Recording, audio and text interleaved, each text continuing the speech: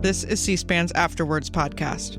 This week, journalist Donald McNeil speaks about what he's learned from covering pandemics for 25 years for the New York Times. He's interviewed by Science Magazine senior correspondent Jon Cohen. This is Rachel from C-SPAN's podcast team. If you read nonfiction books and thought-provoking discussions with authors spark your interest, you'll find the Book TV newsletter a valuable learning resource for staying informed. Hi, John here, one of the producers at Book TV. Think of the Book TV newsletter as your weekly literary update, your source for advance notice of program highlights, featured book festivals, and in-depth profiles of nonfiction authors. Explore the Book TV newsletter to organize your viewing and ensure you never miss a significant literary event. Be a Book TV insider with our weekly newsletter, because Book TV is television for serious readers like you. Subscribe today at cspan.org/connect. That's cspan.org/connect. Donald G. McNeil Jr., good to speak with you again. Nice to see you, Jon S. Cohen. So I want to start with a very general question. Why did you title it The Wisdom of Plagues? I didn't. I had an idea that, it's going to happen again, or, they keep on coming, or something like that. But the head of Simon & Schuster said, my appeal when I was covering COVID for the Times and appearing on the Daily was that I was this wise old Uncle Mortimer, the epidemiologist, who was reassuring people that they weren't all going to die. And so he wanted the name Wisdom in there. So we smushed together Wisdom and Plagues, and there you go.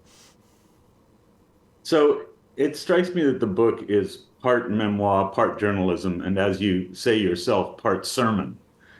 Yep. The memoir side of it, you wrote, What Saves the Most Lives? This book, I hope, will be a hard look at some answers. And you became interested and started doing science writing because of HIV/AIDS in South Africa, right? Correct, yes. What year was that, and what were you doing then? It started in 1997. I was a regular foreign correspondent in South Africa. It wasn't obvious how many people were going to die in South Africa at the time, because the virus came a little later to South Africa than it did to the rest of Africa because of the boycotts and the semi-closed borders that took place because of apartheid. But what really drew me into it was I was asked, there was somebody at the consulate who was outraged about a bill, the U.S. consulate, about a bill that the South African parliament was about to pass that would allow the government to import drugs from anywhere where they would be cheaper and cancel any patents. And at first, I thought this sounded kind of outrageous, but the more reporting I did, the more I realized, this is what all governments do, including the United States government, and the South Africans were just trying to lower the prices of drugs. And the first reporting I did was in a baby sanctuary, a orphanage, and the class I was visiting was the AIDS orphans, all of whom were going to die, and there was no medicine for them. There was no medicine for anybody in South Africa, and that story is what got me interested in the whole beat. And then I'm curious what led you to broaden out to other diseases. I remember a series you did, a terrific series about eradicating disease.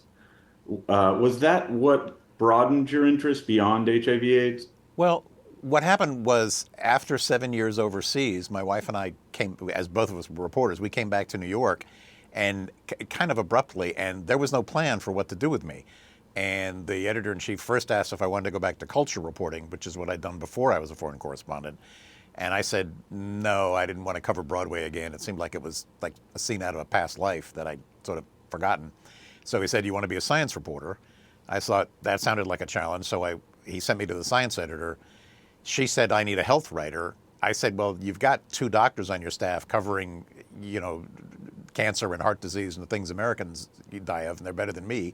How about I cover essentially third world disease, it was called then, AIDS, malaria, tuberculosis, worm diseases, mosquito-borne diseases and stuff. And she originally said, we don't do that, and then decided to make it an experiment, and that's how I got started. And then I realized a couple of years later how many diseases were sort of hovering on the brink of eradication, but couldn't quite get eradicated the way smallpox was.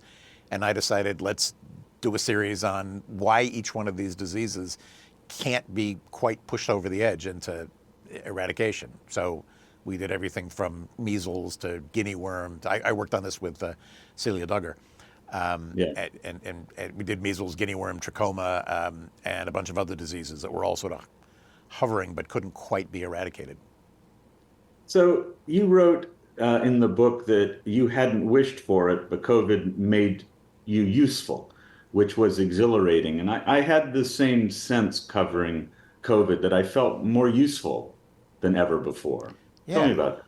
Well, most of the time, a lot of the diseases we cover are pretty obscure, and they're happening to dark-skinned people in faraway countries, and not a lot of Americans care. So I often would write something about malaria or something in a small village in Africa, and I'd find out I had 35,000 readers, because you can read the Times software and find out how many readers you have. And suddenly, you're covering a disease that Americans are threatened about. And the first story I did about COVID, saying it was going to be a pandemic, had 7 million readers. And suddenly everybody cares about what you're doing. And you feel like, hey, I've trained for 25 years. I know how pandemics unfold.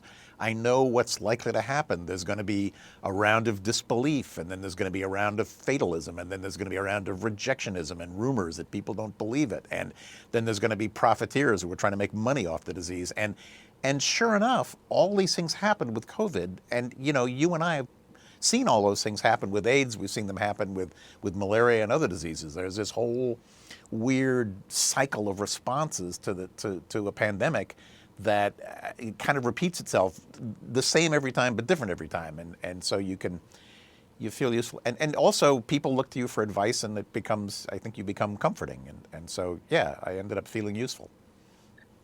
I live in wildfire territory in California, and whenever we have these wildfires, we glue ourselves to media. And I had that same sense that this was a wildfire, and people were gluing themselves to us. Yeah, you're right. It was like that. CNN did nonstop pandemic coverage for months and months and months, and now it never gets mentioned. It was the story of the moment and really for more than a year here. One of the fun things in your book is you take the gloves off.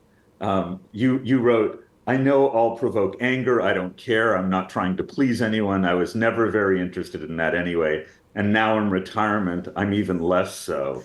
And you wrote, "Craving to be liked in many ways is antithetical to the ability to be a good public health leader. And the same could be said of journalists." How did it feel to take the gloves off and not be constrained by working for the New York Times and having to be balanced at every turn and have a measured tone?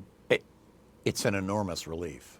I mean, it's also an enormous relief not to be working for an editor every day, especially an editor whose instinct is, oh God, we can't let him say that, or oh God, are you sure that's true? Well, of course, I'm sure it's true, but I mean, there were all sorts of times I would be sort of pulled back from the brink, and so yeah, to be able to say how I really feel. I'm not stylizing myself as a public health leader here. That those are sort of two separate sets of. I mean, yes, I feel better that I'm unfettered and I'm allowed to state my opinions and tell all the memoirs from my own life and what went on behind the scenes at the Times and stuff like that shows how frustrated I could get trying to tell what I thought was the truth and being held back by editors. But it's a separate argument to say, look, I think public health leaders need to be tougher. They need to be sort of like they were 100 years ago when you had one deadly pandemic after another. I mean, public health leaders now have all gone to medical school in the United States, and they've all learned to have these sort of warm, friendly bedside manners. But when you're a public health leader, you sometimes have to order people into quarantine. You have to find a way to get people to vaccinate, and you can't always do it by convincing them, because there's going to be a number of people who just reject it and refuse. And if they're allowed to refuse, they will keep passing the disease on to their families, to their friends, to their kids, to their grandparents, to their church mates, to their poker buddies and everybody else, and the pandemic will continue. And I find that dangerous, and I'm arguing that public health leaders need to be tougher, need to say, no, you got to obey these orders. And the laws have existed on the books for more than a century. It's just that we don't use them. Yeah, and you wrote that there's a sense that we have no obligation to protect each other or even each other's children and parents. Yeah, and I find that horrible, that people act like, I won't do it and you can't make me. And, I've done my own research and I don't want you putting that in my body and I don't care. And people who do that go on to infect others and they keep it going. And other people die because of their selfishness. And, you wouldn't tolerate that in war. You wouldn't tolerate a soldier who says, I don't like it here. I'm going home, and the rest of you can, good luck with the enemy. We shouldn't tolerate it when we're under attack from a disease too. Part of the sermon of the book is you call for a Pentagon for disease, for things like uniforms and ranks in public health officials, and for banning religious exemptions, and even going so far as to seize the assets or charge doctors with manslaughter if they're pushing snake oil.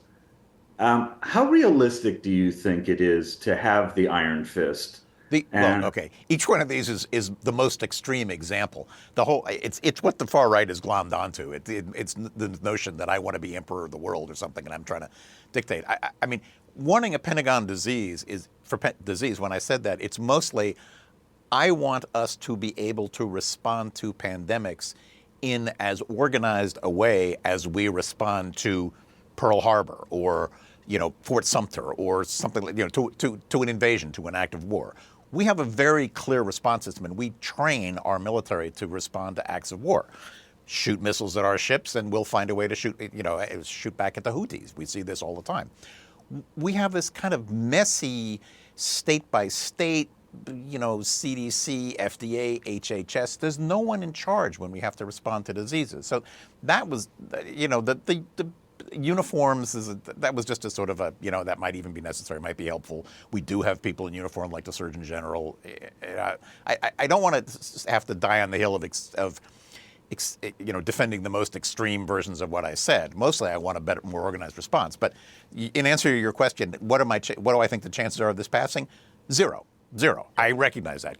There's no way Congress is going to pass a single thing that I propose. But I'm trying to get people to think about a different way to respond to diseases so that not so many people die. In a way, what I'm trying to do is get into the heads of today's generation of medical students and public health students and say to them, it doesn't have to go as badly as it did during COVID. And COVID was a cakewalk of a pandemic compared to some of the other pandemics we faced in the past and those we might face in the future. But you point to China and the way that they had forced isolation of infected people. And indeed, it was effective. China in 2020, by March, had stopped the spread, which no one thought was possible in the public health world, and they did it. But I interviewed someone at the time who said, look, you could take infected people out to the public square and shoot them. You'd have the same effect. There is a point at which populations will not put up with what China put up with. And, where do you draw that line in terms of what in America comes down to people being upset about their liberties being taken away and the public good? Where do you draw that line? Certainly, we're not going to shoot people in the public square, but you think it's okay to have forced isolation of people? Well, remember, we did have forced isolation of people in this country, but we didn't do a very good job of it. We did have vaccine passports in New York City, but all we used them for was for getting into restaurants. We did have vaccine mandates for hospitals, for corporations. For a while, we had them for corporations of more than 100 employees and stuff. Am I going to defend the idea of taking people out to the public square and shooting them? No, of course not. Am I going to defend what China did? What China did was incredibly effective. There's no way that could have happened in this country because we're not China. And I said that the first time I appeared on The Daily. I said, look, they are actually slowing down the disease that is as transmissible as flu, and no one's ever done that before. No one even conceived of being able to do that before. And to stop this disease in this country, we would need to do something similar. But I said, I don't think that's ever going to happen because, people are going to rebel. And in China, they finally rebelled after 3 years, and it was a combination of the Omicron variant was so infectious that it was infecting everybody despite shutdowns and isolation policy. But for 3 years, they managed to hold off the disease, and they had a semi-functioning economy. If we'd had a better lockdown, we could have, I think, ended the pandemic a lot sooner and with fewer deaths. We would have had less transmission before the vaccine was invented, and then after the vaccine was invented, if everybody had taken it and had taken the booster, a lot fewer Americans would have died. We wouldn't have had to keep the schools closed as long as we did. We wouldn't have to keep masking as long as we did. It would have become what it's become now, essentially another flu season. It would have just happened sooner.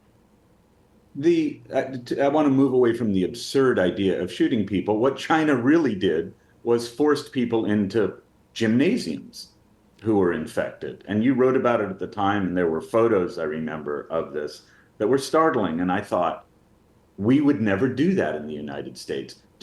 Are you advocating that we move infected people into things like giant gymnasiums as China did? The reason for moving for those gymnasiums was they recognized that 70 to 80% of all transmission was within families. So they tested people as fast as they could, and as soon as somebody came up positive, they would say, we're going to move you away from your family so you don't give this disease to your kids and your husband and your grandmother. And we want you to spend up to 2 weeks sleeping in a gymnasium with other people who are suffering. You'll be with other people who've got the same disease you do. If you crash, and that second week crash was quite a common phenomenon with early COVID. If you crash and suddenly your lungs are filling with fluid and you can't breathe, we will be right there with nurses and oxygen machines and be able to get you on oxygen and hospitalize you. So I actually saw this as a benign and intelligent way of handling the disease. I mean, when Chris Cuomo got the disease, what does he do? He goes and he moves into his basement, and nonetheless, from his basement, he manages to transmit the disease to the rest of his family, on CNN. Great. All that did was spread the disease. Home quarantine was a disaster in that disease. Home quarantine is by and large a disaster in any highly transmissible respiratory disease. So do you think we could do it? Could we isolate people away from their homes in this country? I mean, now, after all the polarization that's going on from this pandemic, no way. I mean, people are ready to kill over anything now because the Trump, Biden, Democrat, Republican, whatever, name the way you think the country is polarized. But had we been better about no home isolation at the beginning of that pandemic when everybody was nervous? I mean, we forget that there was a period back in early 2020 where first there was a lot of skepticism and everybody, no, there's no reason to cancel the St. Patrick's Day parade. No, there's no reason to, to cancel the basketball season. But then people got scared, and there was a period of a few months where everyone, including President Trump, was ready to take measures to prevent the spread of the disease. He recognized that as many as 2 million people might have died by October, and that's why he started that thing called 15 days to stop the spread. He endorsed lockdowns originally. But then, when the complaints began to rise, and when it didn't all disappear after 15 days, then he changed his tune and started to say, the country's all got to open up again by Memorial Day. And, when the country opened up again by Memorial Day, you got what had been an epidemic that was largely, terrible in New York, terrible in Northern California and Washington, but not spread around the country. You got spread all around the country. You had a big uptick of cases in the South and the other states that had taken their, gone out of lockdown early. And then you had kind of quiet time in the summer, and then you had the gigantic surge and the big surge of deaths in that first winter. So in another time, in an era where we had not experienced a pandemic and it had not polarized our country, yeah, I think we could have done better.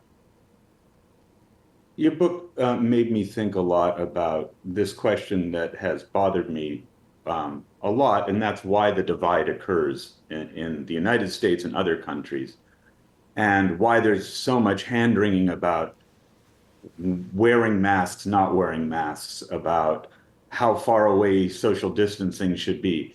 And it strikes me that the one side that's fist in the air, liberty, is erring on the side of selfishness. And the other side that wants to save every life is erring on the side of caution. And that's the ultimate dilemma, is that you have these two sides that have different values, liberty versus saving every life, and they both make mistakes. But the mistakes on the one hand are about selfishness, and on the other, they're about making pronouncements that are meant to protect people that aren't necessary. What do you think? I completely agree with that. I mean, I think, and there are chapters in the book about that, about the fetishization of science. I mean, I haven't worn a mask since February of 2022, and I'm on the subways and I'm on airplanes and everything else. And yet there are people I see I mean, in most of the country, where if I go places, the trout fishing, I don't see anybody in a mask for days on end, and I didn't even back in 2022. But now I see people wearing masks on the subways. And people arguing with me about masks, and I go like, there's no point. I'm back to my pre-2019 attitude about illness, which is that, I'm going to get some colds. I might get the flu. I get my flu shot every year. I get my COVID shot. I do what I can to protect myself, but I'm not going to live in fear. And I do think there are way too many people in New York, particularly in San Francisco, in places like that, that want to impose their fear on everybody else, and I think that's ridiculous. But I think it's equally ridiculous that there are people who just say, I won't do it and you can't make me, like me when I was 9 years old to my parents, and they won't do anything to protect themselves, and they think of it as a purely personal decision, and it's not, because it's failing to protect others. But I don't necessarily think this polarization came out of science. I think this polarization came out of politics. I mean, don't forget, Donald Trump came into office saying that Obamacare, we've got to get rid of Obamacare. Obamacare, under the ACA, might have been one of the great healthcare advances in this country. It's bringing us a little bit closer to universal healthcare, which every other democracy, enjoys. And yet it was a terribly polarizing fight, as if people didn't want health insurance, didn't want healthcare. And that kind of, that Democrat versus Republican, Trump versus Obama era of the pandemic overlaid itself on the pandemic and sort of took over for the science. And so now everybody's kind of lined up on one side or the other. Vaccine refusal used to be a left-wing thing, not a right-wing thing. It just kind of morphed, from the, you can't take away my guns to you can't put this vaccine in my body.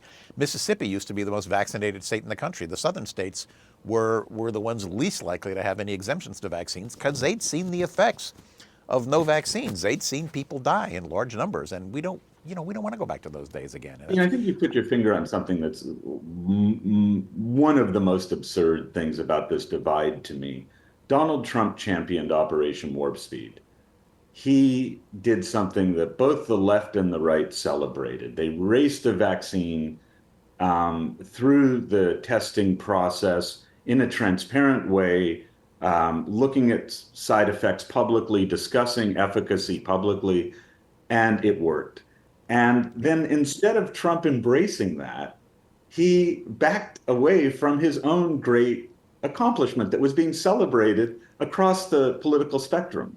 He kept it secret for months that he and Melania had been vaccinated in January as soon as they could be. He not only didn't get vaccinated on television the way almost everybody else did, he kept it secret. He finally revealed it because of a question at CCAP, the Conservative Political Action thing, which I think was in late March. And then later, when he came around to endorsing boosters, he got booed by his own supporters. He got sort of trapped in his own backing away from the vaccine, even though it was a personal and political triumph for him to have done that. We did a much better vaccine than anybody else in the world did. And it was on his watch. Yeah, I want to clarify something about masks that you mentioned. About what? In my mind, N95 masks are incredibly effective. And if your risk tolerance is extremely low, or if you have comorbidities and are worried to this day about becoming infected, wear an N95 mask. The desire that, as you call it, hygiene theater, if you're wearing a Marcus Welby surgical mask, you're not doing much of anything to protect yourself or others. So if you're going to do it, do it. I agree. For people who are immunocompromised, but absolutely it makes sense to protect yourself. But what I see is people standing on the subway platform, not wearing a mask, but then they get into the car, they pull a mask out of their pocket, they put it on, they sort of look at everybody like, you're a bunch of, infected lepers and you're going to make me sick, and now I'm going to, and then they take it off as they're getting out. I mean, it's that to me is hygiene theater, but I agree with you completely for the small number of people. You write about somebody yelling at you when you're on the street by yourself, away from everyone. Yeah, exactly. I mean, and that was in the early days when I absolutely was wearing a mask when I was indoors, and I was wearing a mask if I was, in close proximity to other people. But people screaming at me on the street, "Put on a mask, selfish guy," or "Get a mask, jerk," when I was alone on the sidewalks in April and May of 2020, it was irrational. It was this desire to police other people that, you see this in everything, the desire to police other people's language and tell you what words you may use and words you may not use. That extended itself into this kind of like, I'm going to be the mask police and tell you off for not behaving the way I think you should behave. And that to me really hurts the sensible interventions that did save lives. When they, as you said, they get overused, they get overcautious. You try to keep things closed down and clamp down when they don't need to be, and you lose the support of the people you might have had before. Right, but it's difficult to turn that dial because on the one hand, it is. You're calling for mandates and for strict government intervention on things, and on the other, you're saying, don't overdo it. Yes, and where do you draw that line is the next question, and the answer is we won't know until we get there. I mean, with every disease, it's transmitted in a slightly different way. The virus is more transmissible, more visible. You have symptomatic or asymptomatic transmission. Lots of other things come into it, and you always make mistakes in the beginning. Just the same as in war, you make stupid mistakes. You lose the first battle of Bull Run because you're completely unprepared, and you've got an inept officer corps. And you have to be honest with people and say, look, we're going to make mistakes. We probably didn't need to wash our groceries with bleach. It would have made more sense to have worn a mask than it did to, wear gardening gloves on the subway and avoid touching your face. Lots of mistakes get made, and hopefully you get smarter each time. And that's what I'm arguing for, is to get smart and impose the things that really will save lives, and then lift them when they don't save lives. But I can't tell you now where to draw the line, when that moment comes. It struck me that the mistake in messaging was not saying, look, we don't know how many feet apart you should be. 6 feet seems reasonable. We don't have hard evidence to prove that, but let's go with that to be careful. We don't know whether masks are necessary or not necessary with hard scientific evidence, but it's prudent, it makes sense, let's go with it. But that's not how the messaging was packaged. And I wonder, can officials package their messages in a way that are truthful about what they don't know? I hope so. I mean, do you remember the early messaging about monkeypox? I mean, Mpox now. We'd gone through a pandemic. It was all there. And the first advice from the CDC about avoiding Mpox said nothing about the fact that it was transmitting largely within a subset of, a highly sexually active subset of gay men. Instead said, if you go overseas, avoid people with open sores. Well, obviously good advice. Avoid eating rodents and wear a mask. And I read this and thought, what? We kind of know this disease is transmitted by anal sex. How does wearing a mask, help that? Unless you're telling us something about the mask that you don't want to say. And this, it was absurd advice. And then, to its credit, the CDC issued new advice, but it wasn't for about another 3 weeks where they pulled that whole page down and then gave rational advice about, watching out for sex with strangers, which was good advice, and watch out for the possibility of transmission by sex toys and things, which I'd never seen the CDC address before. So they've got to get their messaging together. And this often happens at the beginning of pandemics. I remember, when Zika came about, I called the CDC saying, hey, this terrible thing is happening in Brazil. All these babies are being born with microcephaly, and the disease has clearly spread into the Caribbean, and lots of American women, including women of childbearing age and women who are pregnant, are going on vacation in the Caribbean because it was a week after Christmas, between Christmas and New Year's. Don't you want to put out some sort of warning? And they were blasé about it in the beginning. And I ended up in a screaming fit on the phone with somebody from the CDC saying, how can you be letting American women go on cruises in the Caribbean or fly to these islands where we know Zika is and not tell pregnant women they shouldn't go? And finally, the CDC did issue some advice about that. So it's tough, and they're going to make mistakes, but they've got to move faster and they've got to move smarter. And that's really what the argument of the book is. Move faster, move smarter, save lives. Your colleagues gave you a standing ovation in the newsroom for yelling at the CDC. Yeah, I was screaming at the top of my lungs for about 5 minutes, and then I threw my headset off in disgust. And there was this sort of stone silence, and I realized everybody was looking at me. And then John Schwartz, one of my buddies, started to clap, and then everybody stood up and started clapping. It was silly, but fun. Yeah, but I think that for those of us who do this work, I was standing up and clapping too. I've been in that situation so many times. I remember with Mpox, I called the CDC about the first case, which was at Massachusetts General Hospital, Yep. and asked whether the healthcare workers had been offered the vaccine. And And the answer was no. And I was like, what? seriously. These are people caring for people who have a contagious disease by contact. Right. Why Was not that offer it? well, now? How many doses of vaccine did they think they had at the time?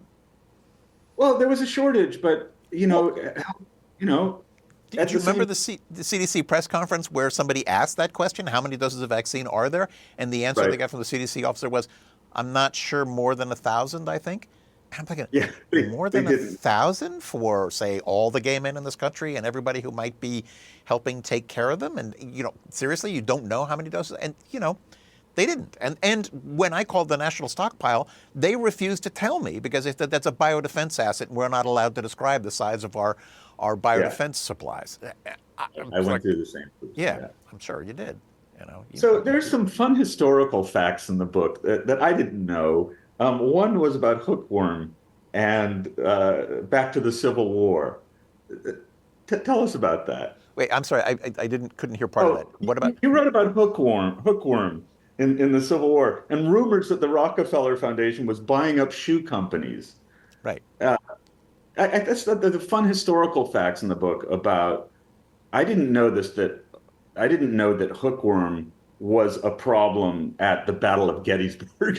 Well, I mean, so we're conflating a few ideas here. So much of the Confederate Army during part of the war was barefoot, and uh, and there's a rumor that the Battle of Gettysburg was started because the word spread in the Confederate army that there was a warehouse full of boots in the town of Gettysburg, and they marched there and then blundered into the Union, and the fight started there. But that was kind of just supporting. I mean, it's not that hookworm was important in the outcome of the Civil War. It's more that hookworm was incredibly prevalent in the American South. And in the 1930s, obviously many decades after the Civil War, John D. Rockefeller put $1 million into the Rockefeller Sanitary Commission, and one of the first things he decided to fight was hookworm in the American South. But the doctor who was in charge of it was from this long line of Methodist ministers from New England and had a way of sort of talking down to people. And what he said to all Southerners is, you've got to stop defecating outdoors. You've got to dig, outhouses and build them and only use those. Never go in the fields again. You've got to take extract of thymol, which is an extract of thyme, the herb, which cleans out your guts and actually does something to, does somewhat knock out the worm. And you also all have to wear shoes. And this is sort of this northern minister dictating to all Southerners that they had to wear shoes indoors and out every day. And Southerners rebelled against this tone of the tone of the voice of this advice and the advice. And the rumor spread that it was only being given because Rockefeller had bought up shoe companies and was secretly trying to increase the sales of shoes in the world. And to me, this was the point I was making was this is the parallel to the idea that the vaccine had been produced by Bill Gates and contained microchips so that you could be tracked everywhere. It's what I mean is that every pandemic has the myth of the evil billionaire behind the pandemic in it. And that was the reason I put that example in the book. Yeah, you also, in a similar vein, just showing that calling COVID the Wuhan flu, that we've always, time and again, historically, people have blamed it on your enemies. You go through a list of what people called the pox, the Napoleon curse, the French pox, the Polish disease, the Spanish itch, the Chinese disease, the Portuguese disease, the Right. Persian fire. This was syphilis. Everybody blamed syphilis on the last people they'd had a war with. It was syphilis, sorry, yeah.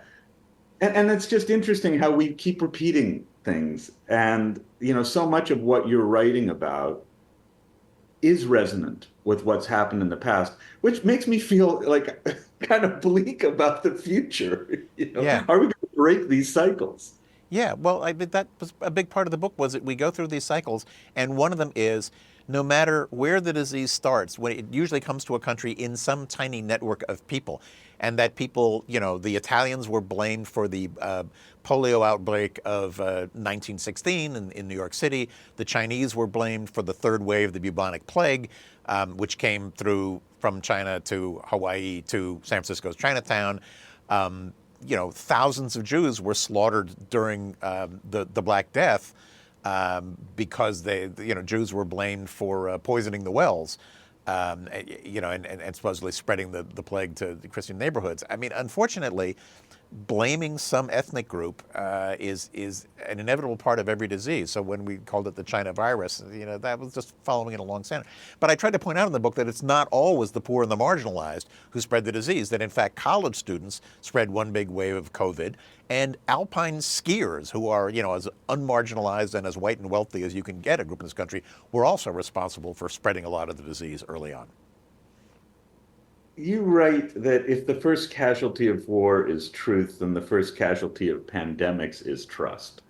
How do we change trust? What's the recipe?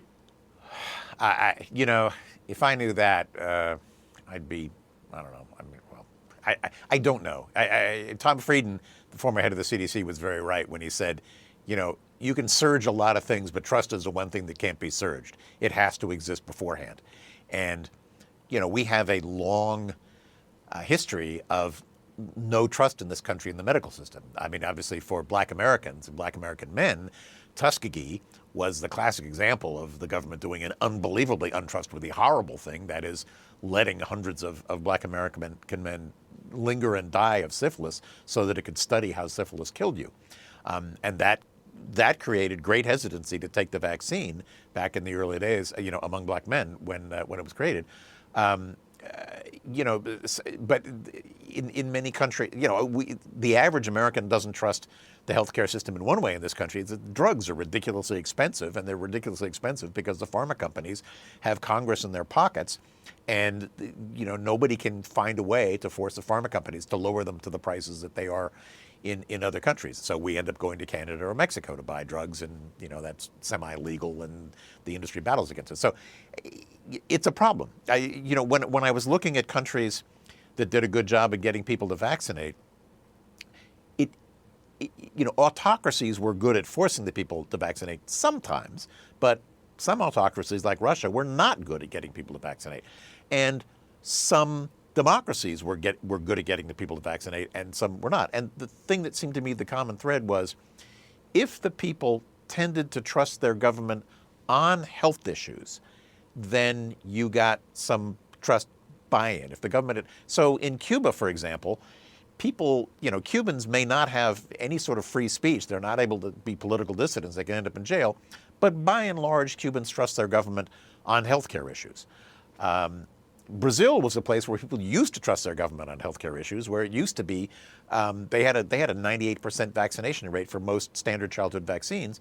But Bolsonaro, the president, started saying that the vaccines would turn you into an alligator or give you AIDS or do some of the other crazy rumors, and that was being reported. And people so ran away from the vaccine that now their vaccination rates for some diseases are dropping down into the 60% limit. So you can have trust, it's built up slowly over time, and you can destroy it in a very short amount of time, especially if the distrust is sown from the very top.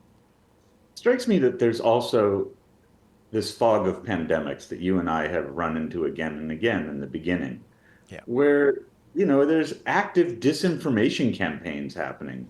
In this case, China in the beginning wasn't forthcoming about what was happening.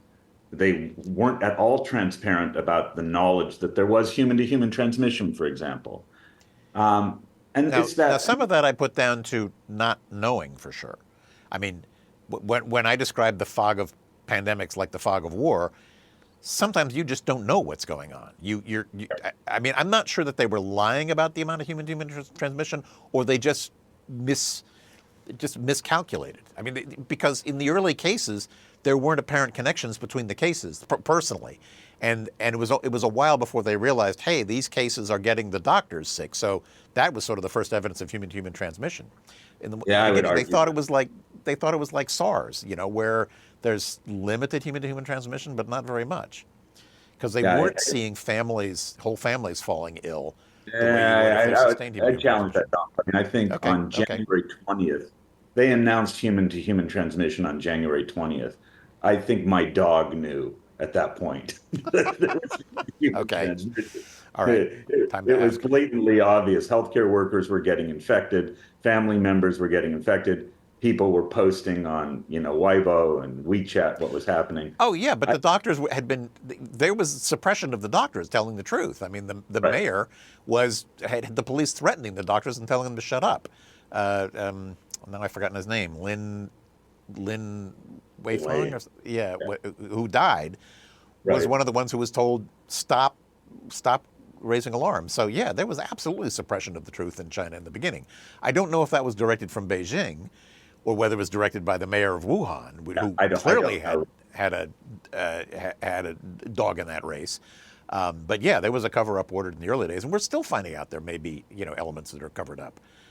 Yeah, but there's a difficulty for journalists in seeing reality when governments are twisting things. And you write about something that happened with you, I believe it was in Pakistan, with armed soldiers going out with you. Sorry, wait, I'm confused. I'm shifting gears to something that happened with you about the difficulty of seeing reality when you're a journalist. Okay. And a government is controlling things. And you had local officials made sure that you were observed and you were escorted by jeeps full of officials with automatic weapons. Oh, you're talking about, I'm sorry, I didn't realize I thought you were talking about China now. You're talking about No, I'm Pakistan. shifting gears. Talking about Pakistan and polio. Yeah, okay. Right. All So right. it's a challenge as a journalist to see reality when Absolutely. No, I was being shown a sort of Potemkin Village version of the polio vaccination campaign in Pakistan that time. They were I mean, I was writing about it because polio workers were being killed while they were going out trying to vaccinate their neighbors. And so I came and asked if I could see polio teams going out and doing vaccine. And yeah, they sent me out in a Jeep full of soldiers with AK-47s, and they said, well, we close off the whole neighborhood and we make sure that, there are soldiers on patrol. But then at the end of the day, when we went back to the vaccine distribution point, I could see vaccination teams coming back who had been working in neighborhoods that weren't the ones that I'd been shown. And they were clearly, a team of 4 women going out with one sergeant who was carrying a club and was, probably 60 years old. And I said, wait a minute, is this the typical norm? And one guy said, yeah, that's, and I realized I was being shown a cartoon version of what was really happening. So yeah, it's very tough as a journalist to figure out the truth. You know that, and I know that. Yeah, and you write about this too, and it's something that I try not to ever take for granted. We live in a country where we don't worry about soldiers coming to our door and pointing guns at us for what we say and write. And for much of the world, journalists don't have that freedom. And so you write at one point that all too often the world remains unaware that a killer is on the loose until it reaches a country with a free press. Yes, and the example I gave of that was why the Spanish flu was called the Spanish flu when it had already hit all the trenches in World War I and could just as easily have been called the German flu or the British flu. And the reason it was called the Spanish flu is because military censorship kept down reports of what was happening, that men were dying in the trenches, and it was only when the virus reached Spain that the reports came out that large numbers of people were dying in Spain, and that's why it got called the Spanish flu, even though it had started, we don't know where, China, Kansas, nobody knows where that flu started. I think there was also something that's underappreciated in China, how very brave some Chinese media outlets were in the beginning. Caixin, in particular, did some spectacular investigative reporting in the early days of the pandemic. And I was just reminded of that with this new story that's making the rounds about when China first had a sequence of the virus, which isn't really news at all because Caixin reported it in February of 2020. Did it? I didn't know. Yeah, it did. Yeah, it did. It had 2 specific instances that it reported with names and details in February of 2020. And now it's a big news story in the United States because of, I think, politics pushing this as news. It's not news. Caixin reported it, and very bravely for Chinese journalists. Then it was all shut down. I need to see the Cajun report. I did not know about that. I read what was in the Wall Street Journal a couple of days ago, and it baffled me because I thought, wait a minute. I mean, the United States, NIH knew that the virus had been posted on GenBank, 2 weeks earlier, and for 4 years never mentioned it. I mean, the implication is that the Trump administration was part of the cover-up or something, or what? I found that sort of too good to be true, and I'm waiting to see. Yeah, it's more nuanced. We can talk offline about it. Okay. It's far more nuanced. So you write that human factors drive pandemics, and I want to read the list because I think it's a terrific list. I count response time, denialism, fatalism, bigotry, corruption, rumors, media coverage, political opportunism, hygiene theatrics, and profiteering. We've covered many of those points, but I thought that was a terrific recounting of the essential problem of how humans can drive pandemics. How much of it is human folly versus the virus? Yeah, I think the psychology, the crowd psychology, and the response is in many ways more important than the virus itself. Whether people accept it and take protective measures, or whether they dismiss it, can make all the difference between spread or no spread. And one thing we didn't talk about is the fatalism, which I think is an interesting point. Talk about that a little. So fatalism, the example I gave of fatalism was mostly about AIDS in South Africa, that I was interviewing men in a bar deep in what's called Zululand, KwaZulu-Natal, and their attitude was, I might get this disease, I might not. Some of the men that I was interviewing were policemen, and policemen were being killed for their guns every day in that part of KwaZulu-Natal. And one of them said, I do not see the danger of this. Shaka said men must go forward and get something. And what he meant was, Shaka, the Napoleon of Southern Africa, had said the men must go into battle. Even in those days, the men had to have proven themselves in battle before they were allowed to marry or have kids. And there was this kind of, it's not a death wish, but there was this kind of indifference to a disease that might or might not kill them 10 years ago. And, I find that at some point or another in a lot of pandemics, a lot of people develop a sort of sense of fatalism. I think with AIDS in this country, even when tests for AIDS became created, a lot of men did not want to get tested because a test was basically a death sentence. If you were positive, there was no medicine. This was before AZT, before antiretrovirals. So all you knew was you were infected and you were doomed to die. And so it was easier to not know and just hope that you weren't infected and hope that you weren't passing on the disease to anybody else.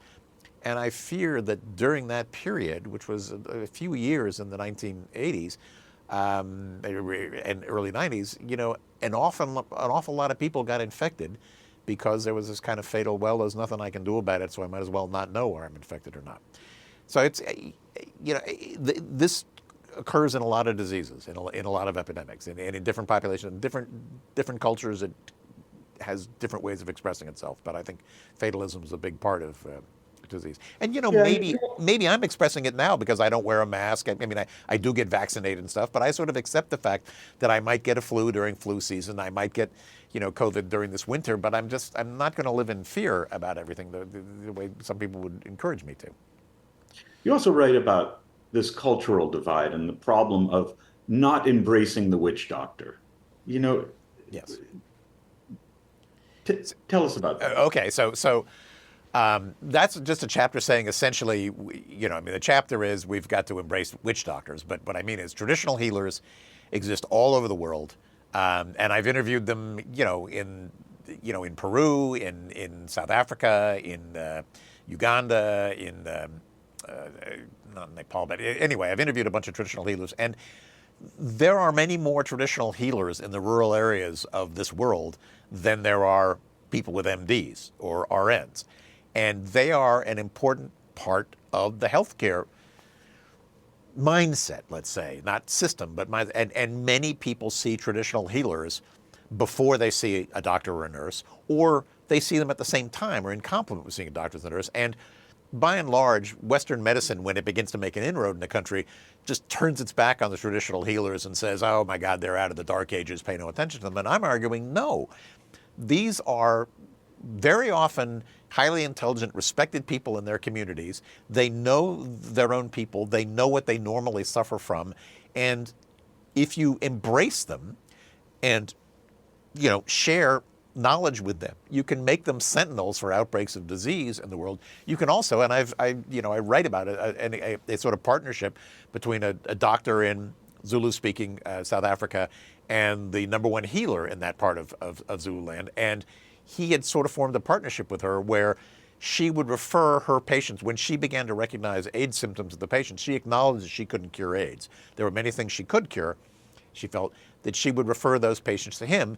And also, when there were patients who were getting antiretrovirals, she would not prescribe them the emetics, the things that would make people throw up or get diarrhea, which was sort of the traditions of Zulu medicine, which is purging bad influences of the body from the body by making people throw up and have diarrhea, because that would wipe out the antiretroviral so that his patients were taking. So I'm arguing that we ought to bring the traditional healers of the world into the system as partners, because many more people will have a better surveillance system for outbreaks of disease, and many more people will get better treatment that way.